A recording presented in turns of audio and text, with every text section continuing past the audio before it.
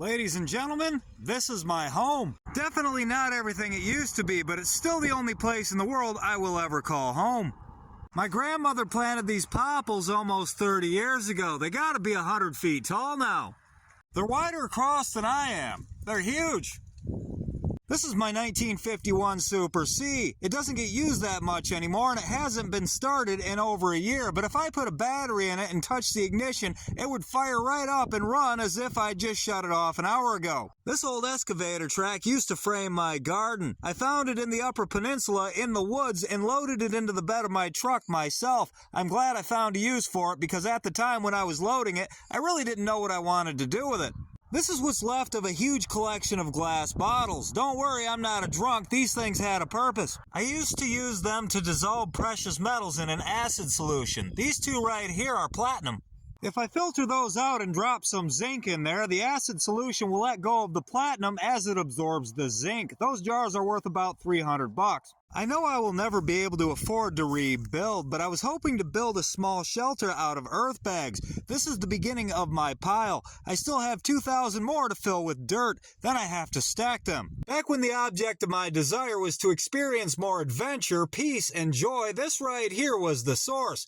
Bodie McBoatface. It doesn't look like much now because it's seriously fire damaged, but it used to be something beautiful. Bodie McBoatface is a 1985 Regal Ambassador 255 XL from a time when boats all had very lofty titles.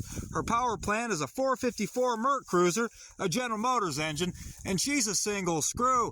I don't know if this power plant will ever be used again. For the past 4 years, she's only been used as a gas station, which is why I'm here now. This is the cabin. It's got this little kitchenette with a refrigerator and a microwave. I have a stove insert and a sink. That area over there has a table and it also turns into a bed. There's a place right there for a television. And this right here is the little bathroom / shower thing so you can poop and shower at the same time. This down here is the most comfortable place in the world, the aft cabin.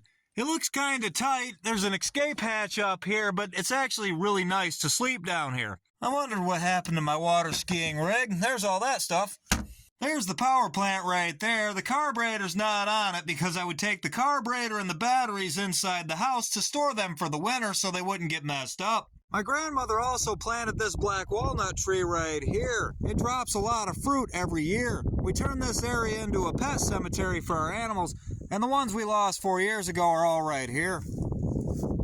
I bought this canoe at a yard sale after having an argument with my wife about how she had to stop at every single yard sale she saw. I won that argument, so she was crying. To make her feel better, I stopped at the next one, and that's where I saw this and had to have it, ultimately losing the previous argument with my wife. This guy right here is the fuel cell for a stratified downdraft gasifier. I use this contraption to run my tractor and my sawmill on wood smoke alone.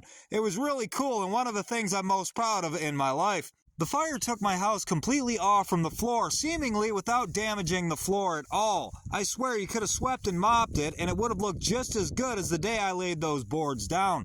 These were the steps going into my house.